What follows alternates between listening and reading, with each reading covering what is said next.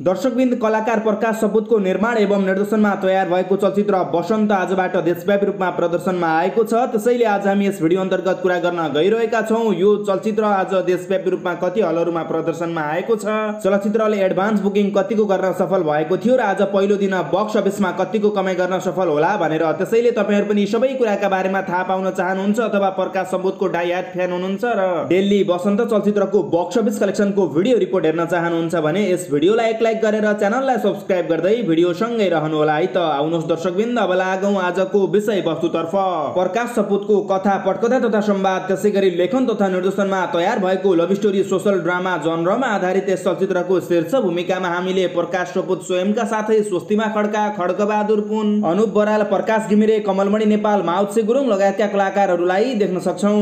गलबन्दी प्रोडक्सनको ब्यानरमा निर्माण भएको यो चलचित्रलाई सुसन प्रजापतिले खिचेका हुन् भने प्रवीण भट्टले सम्पादन गरेका हुन्। यो चलचित्रलाई उपत्यका र उपत्यका बाहिर गरेर डीसीएन र एफडी कम्पनीले वितरण गरेको छ। चलचित्रको निर्मातामा मोहन विक र बिन्दु बोहरा हुनुहुन्छ भने चलचित्रको कार्यकारी निर्माताहरू वीरेन्द्र नारायण श्रेष्ठ, अनिरुद्ध भट्टराई त्यसैगरी न्यान्सी शेरचन हुनुहुन्छ। दर्शक महानुभावहरू, यो चलचित्रलाई आज चैत्र 22 गतेका दिन नेपाल अधिराज्य भरि 100 भन्दा बढी सिनेमाघरमा प्रदर्शन गरिएको छ। चलचित्रले निकै राम्रो सोच पाएको छ। प्राय मल्टिप्लेक्सले यो चलचित्रलाई 4 देखि लिएर 500 उपलब्ध गराएको छ। यो चलचित्र आज देशभरि झन्डै 185 भन्दा बढी सोचका साथ प्रदर्शनरत छ। तर दर्शक महानुभावहरू, यो चलचित्रको एडभान्स बुकिङ जति हुनुपर्ने हो त्यति भने भएको छैन। तर यो चलचित्रले एडभान्स बुकिङ बम्पर गरेको भए, सोच पाए अनुसारको एडभान्स बुकिङ र अकुपेन्सी भएको भए चलचित्रले आज पहिलो दिन करोड भन्दा माथिको ओपनिङ लिनुपर्ने हो। तर चलचित्रको एडभान्स बुकिङ भने सोचे जतिको भएको छैन, जति हुनुपर्ने हो त्यति भएको छैन। चलचित्रको ओभरअल एडभान्स बुकिङ मात्र 10 देखि लिएर 15% हाराहारीको रहेको छ। दर्शक महानुभावहरू, अब यो चलचित्र पनि वर्ड अफ माउथमा डिपेन्ड हुने भएको छ।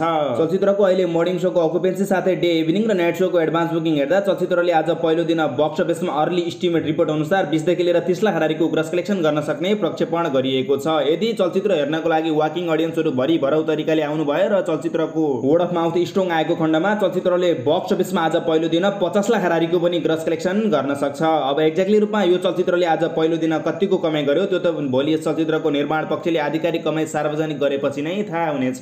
दर्शक महानुभावहरू, हजुरहरूले पनि यो चलचित्र हेरेर आइसके पश्चात हजुरहरूलाई बसन्त चलचित्र कस्तो लाग्यो, जस्तो लाग्यो त्यस्तै सुझाव सल्लाह र प्रतिक्रिया तल हामीलाई कमेन्ट मार्फत व्यक्त गर्नुहोला भन्दै अर्को भिडियोसम्मको लागि म प्रशान्त भुर्तेल पनि बिदा हुन्छु। तबसम्मको लागि ख्याल राख्नुहोला आफ्नो र आफ्नो माता पिताको। धन्यवाद। शुभ दिन।